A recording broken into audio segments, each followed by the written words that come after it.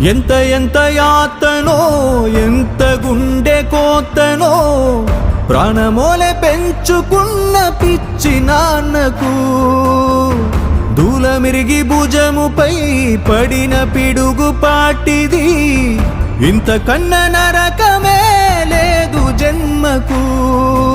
ఇంతేనేమో ఇంతవరకేనేమో ఈ ఇంట్లో నా కథ, ఈ ఇంట్లో నీ కథ. అంతేనేమో అంతులేని వేదనేమో ఆడపిల్లను కదా.